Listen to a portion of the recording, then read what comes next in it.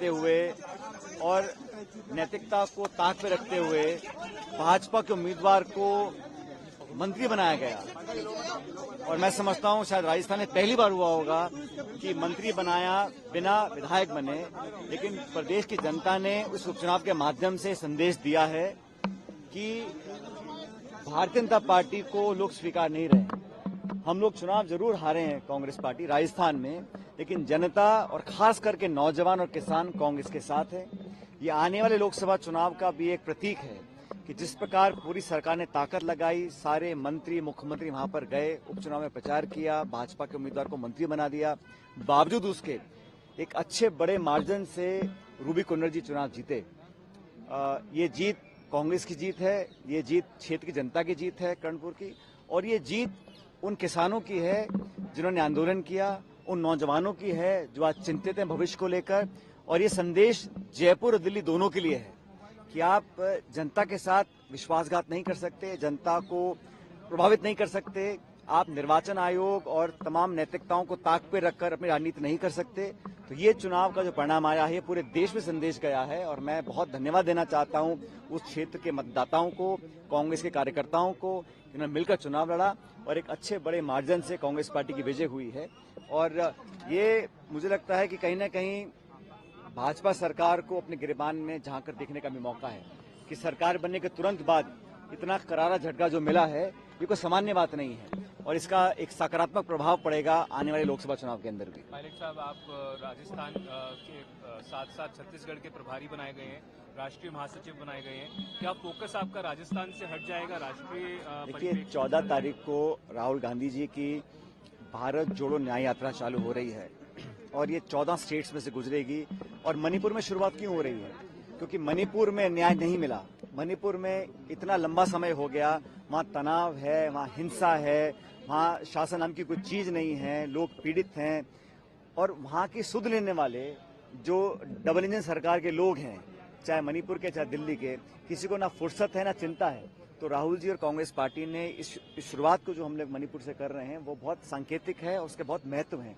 ये भारत जोड़ो न्याय यात्रा है और मुझे लगता है कि ये मणिपुर से मुंबई जो यात्रा है, इसका एक बहुत अच्छा संदेश जाएगा। जो पहली यात्रा थी हमारे राहुल जी की भारत जोड़ो यात्रा, ये इसका दूसरा पार्ट है और मुझे लगता है कि हम लोगों ने अपना ध्यान केंद्रित किया है जन कल्याण की इश्यूज के ऊपर, पब्लिक के इश्यूज के ऊपर, और जो प्रदेश और देश के अंदर जो हालात बने हैं उस पर ध्यान फोकस करना चाहते हैं।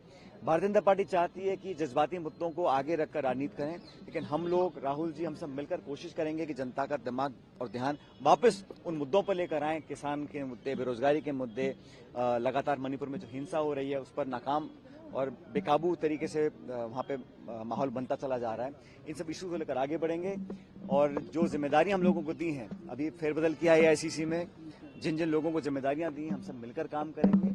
और विधानसभा चुनाव में भी आप देखिए जो वोट प्रतिशत है, चाहे वो छत्तीसगढ़ है चाहे वो राजस्थान है, हमारा वोट कम नहीं हुआ है। हाँ, हम सरकार नहीं बना पाए, उसका दुख हमको है, और राजस्थान में हर बार हम लोग सरकार बनाते हैं लेकिन दोबारा रिपीट नहीं कर पाते, ये भी चिंता का विषय है, इस पर चिंता हम लोग कर रहे हैं। लेकिन लोकसभा चुनाव की पूरी तैयारी हम लोगों की है और मैं समझता हूं कि बहुत अच्छे परिणाम इस बार इन सभी राज्यों में हमारे आएंगे। भाई साहब, विपक्ष को लेकर के इतनी देरी क्यों हो रही है? विपक्ष को लेकर नेता प्रतिपक्ष को लेकर के इतनी देरी? क्या उस सब समय पर हो जाएगा? आप लोगों को सवाल पूछना चाहिए कि प्रदेश में मुख्यमंत्री बनाने को लेकर, मंत्री बनाने को लेकर, विभाग बांटने को लेकर अप्रत्याशित देरी हुई। असली देरी तो वो है, हम तो विपक्ष में आ ही गए, हम तो अपना काम कर लेंगे, विधानसभा चालू होगी, हमारे सब निर्णय हो जाएंगे और सब मिल बैठ के कर रहे हैं।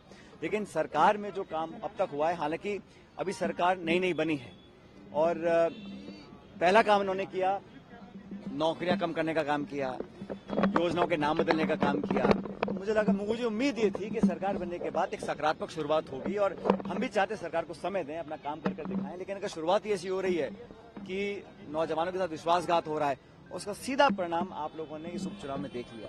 इसलिए मैं आश्वस्त हूं, कांग्रेस पार्टी का संगठन मजबूती से काम करेगा।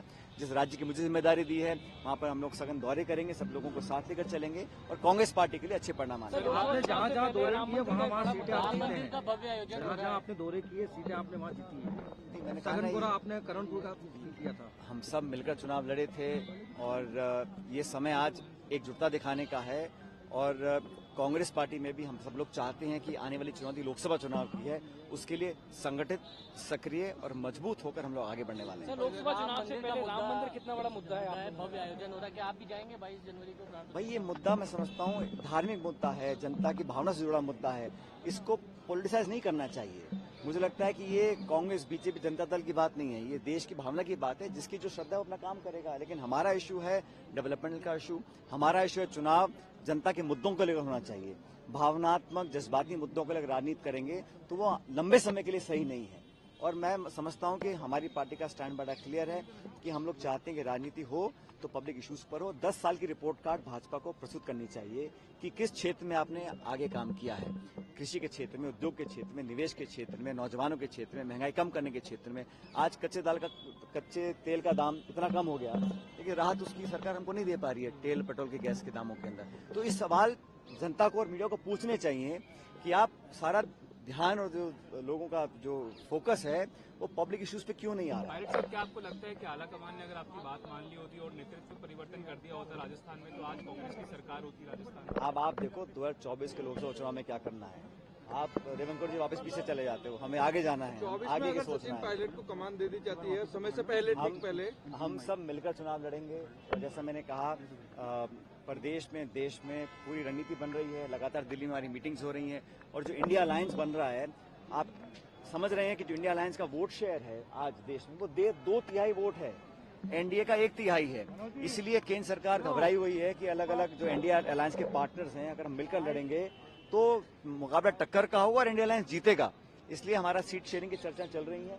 बहुत जल्द हर स्टेट में हम एक सीट शेयरिंग फॉर्मूला बनाएंगे, चर्चा होने के बाद उस पर हम अमल करेंगे और बहुत जल्द हम कैंपेन भी चालू करेंगे। लेकिन राहुल जी की जो यात्रा निकलने वाली है, मैं समझता हूँ इसका बहुत एक सकारात्मक प्रभाव कांग्रेस के कार्यकर्ताओं और देश में पड़ेगा।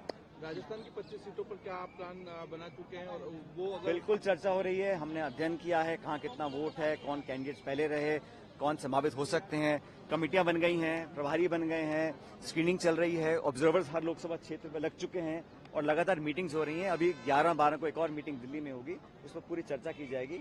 बहरहाल मेरा ये मानना है कि कांग्रेस पार्टी कार्यकर्ता मजबूत है, उत्सुक है चुनाव के लिए और उमंग के साथ चुनाव लड़ेंगे।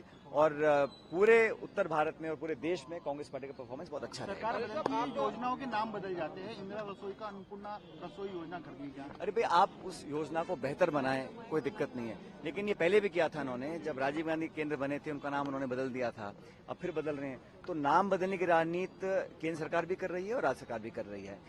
सरकारों को चाहिए नई शुरुआत करें, नई परिपाटी बनाएं, अपनी लकीर लंबी बनाएं, नई योजना बनाएं, नई प्लानिंग बनाएं। तो वहां तक तो अभी कुछ काम किया नहीं है, अब योजनाओं को बदलकर संकेत देना चाहते हैं। तो मैं समझता हूँ ये कोई बहुत अच्छा एक पॉजिटिव डेवलपमेंट नहीं है और ये काम सरकार केंद्र की भी करती है, राज्य की भी कर रही है। पुराने चेहरों को लेकर के विधानसभा चुनाव आप हार गए, आप नए चेहरों को लेकर के आते हैं। अशोक गहलोत पुराने चेहरों पर दाव खेलते हैं, तो क्या लोकसभा में भी मैं हमेशा चाहता हूँ कि मैं जब से मैं राजनीति कर रहा हूँ, अगर कहीं मेरी कोई एक पहचान बने तो उन व्यक्तियों में बननी चाहिए कि मैं हमेशा नौजवानों को, नए लोगों को मौका देने के पक्ष में रहता हूं। चाहे वो नगर पालिका चुनाव हो, चाहे पार्लियामेंट चुनाव हो, नए लोग, नौजवान लोगों को, प्रतिभाशाली लोगों को मौका मिलना चाहिए। ये कांग्रेस की भी सोच है, यही उदयपुर डिक्लेरेशन में हम लोगों ने कहा था और मैंने पिछले 25 साल में कोशिश की है कि नौजवानों को अग्रिम पंक्ति में लाके खड़ा किया जाए। पायलट साहब, नए सहकारिता मंत्री देखते हैं आप क्या किसी पार्टी के साथ कांग्रेस का? नहीं, जिन स्टेट्स में सिर्फ भाजपा कांग्रेस का है वहाँ मैं नहीं समझता हूँ कि कोई अलायंस की ज़्यादा गुंजाइश है, लेकिन बाकी ऐसे बहुत से राज्य हैं जहाँ पर इंडिया अलायंस के पार्टनर्स मौजूद हैं। महाराष्ट्र है, बिहार है, बंगाल है, और लगातार हमारी बातें हो रही हैं। और कोई कितनी भी कोशिश कर ले, लेकिन इंडिया अलायंस मजबूत रहेगा, इंटैक्ट रहेगा और हम लोग ऐसा एक 1-to-1 कॉन्टेस्ट बनाएंगे कि एनडीए को हम पराजित कर सकें। नए सहकारिता मंत्री कह रहे हैं कि उनकी सरकार किसानों के कर्जे माफ करेगी, जिन किसानों के कर्जे रह गए। देखिए, बहुत जल्दी है, सरकार अभी बनी है, अभी मंत्री अपना पदभार संभाल रहे हैं, उनको समझने में समय लगेगा। लेकिन घोषणाएं तो उन्होंने अपने भाजपा ने घोषणा पत्र में की थी, कितना अमल कर पाएंगे ये समय बताएगा। लेकिन एक जागरूक, चुस्त और मुस्तैद विपक्ष का काम कांग्रेस पार्टी करेगी। विधायक मेवाराम जैन के मसले पर बीजेपी चुटकी लेती हुई नजर क्या करें? मेवाराम जैन के मसले पर बीजेपी चुटकी ले रही है। ये तो हमने कार्रवाई करी है उनके ऊपर जो करनी थी, और मुझे लगता है पहले कर देनी चाहिए थी। कहा जा रहा है कि पायलट साहब अब राजस्थान से दूर हो गए, प्रभारी बनाए जाने। मैंने पहले भी कहा था, मैं था से दूर कौन हूं।